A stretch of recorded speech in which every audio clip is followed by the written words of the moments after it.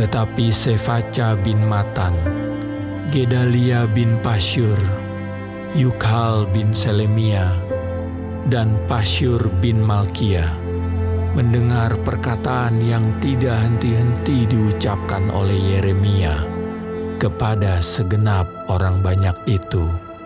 Beginilah firman Tuhan, siapa yang tinggal di kota ini akan mati karena pedang, karena kelaparan, dan karena penyakit sampar. Tetapi siapa yang keluar dari sini mendapatkan orang Kasdim, ia akan tetap hidup. Nyawanya akan menjadi jarahan baginya, dan ia tetap hidup. Beginilah firman Tuhan, kota ini akan pasti diserahkan ke dalam tangan tentara Raja Babel yang akan merebutnya. Maka berkatalah para pemuka itu kepada raja, "Baiklah, orang ini dihukum mati. Sebab sebenarnya dengan mengatakan hal-hal seperti itu, maka ia melemahkan semangat prajurit-prajurit yang masih tinggal di kota ini, dan semangat segenap rakyat. Sungguh, orang ini tidak mengusahakan kesejahteraan untuk bangsa ini, melainkan kemalangan." Raja Zedekia menjawab, "Baiklah, ia ada dalam kuasamu, sebab raja tidak dapat berbuat apa-apa menentang kamu." Maka mereka mengambil Yeremia dan memasukkannya ke dalam perigi milik Pangeran Malkia yang ada di pelataran penjagaan itu. Mereka menurunkan Yeremia dengan tali. Di perigi itu tidak ada air, hanya lumpur. Lalu terperosoklah Yeremia ke dalam lumpur itu. Tetapi ketika didengar Ebed-Melek, orang Etiopia itu, ia seorang sida-sida yang tinggal di istana raja, bahwa Yeremia telah dimasukkan ke dalam perigi. Pada waktu itu, raja sedang duduk di pintu gerbang Benyamin. Maka keluarlah Ebed-Melek dari istana raja itu, lalu berkata kepada raja, "Ya Tuanku Raja, perbuatan orang-orang ini jahat dalam segala apa yang mereka lakukan terhadap Nabi Yeremia, yakni memasukkan dia ke dalam perigi. Ia akan mati kelaparan di tempat itu, sebab tidak ada lagi roti di kota." Lalu raja memberi perintah kepada Ebed-Melek, orang Etiopia itu. Katanya, "Bawalah 3 orang dari sini, dan angkatlah Nabi Yeremia dari perigi itu sebelum ia mati." Ebed-Melek membawa orang-orang itu dan masuk ke istana raja, ke gudang pakaian di tempat perbendaharaan. Dari sana, ia mengambil pakaian yang buruk-buruk dan pakaian yang robek-robek, lalu menurunkannya dengan tali kepada Yeremia di perigi itu. Berserulah Ebed-Melek, orang Etiopia itu, kepada Yeremia, "Taruhlah pakaian yang buruk-buruk dan robek-robek itu di bawah ketiakmu sebagai ganjal tali." Yeremia pun berbuat demikian.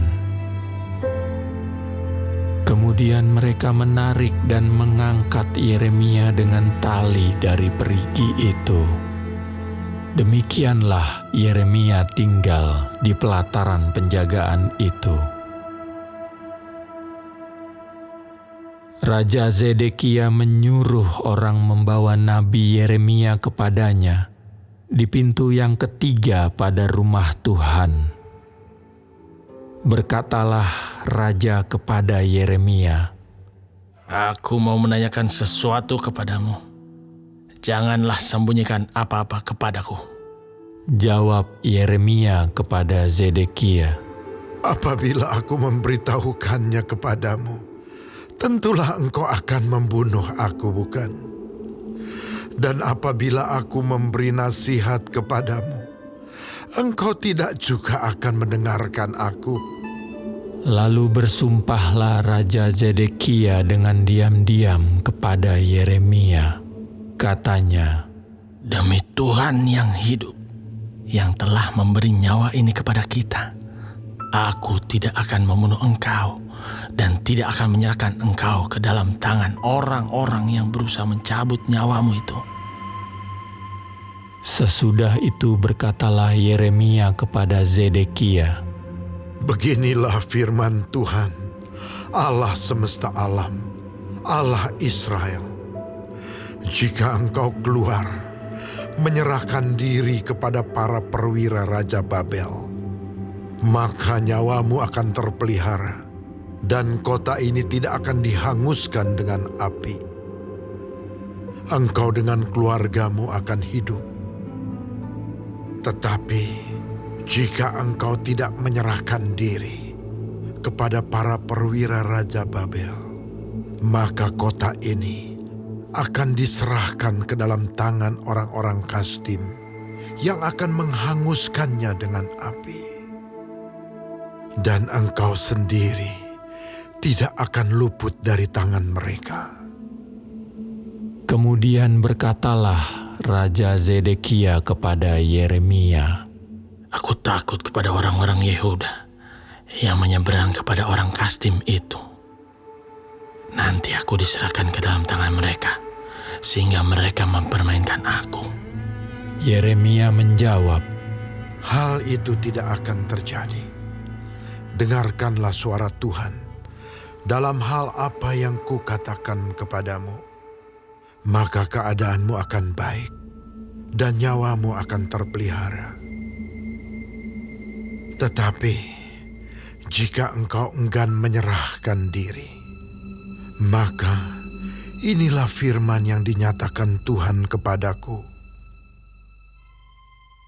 Sungguh, semua perempuan yang masih tinggal di istana Raja Yehuda digiring keluar ke hadapan para perwira Raja Babel sambil berseru, Engkau diperdayakan, dikalahkan oleh sahabat-sahabatmu. Tetapi baru saja kakimu terperosok ke dalam lumpur, mereka sudah berpaling pulang. Semua istrimu dan anak-anakmu akan digiring keluar ke hadapan orang-orang Kasdim itu. Dan engkau sendiri tidak akan terluput dari tangan mereka, tetapi engkau akan tertangkap oleh Raja Babel, dan kota ini akan dihanguskan dengan api. Lalu berkatalah Zedekia kepada Yeremia, Janganlah ada orang yang mengetahui tentang pembicaraan ini, supaya engkau jangan mati. Apabila para pemuka mendengar bahwa aku telah berbicara dengan engkau, lalu mereka datang meminta kepadamu, beritahukanlah kepada kami apa yang telah kau katakan kepada raja, dan apa yang telah dikatakan raja kepadamu. Janganlah sembunyikan kepada kami, supaya engkau jangan kami bunuh.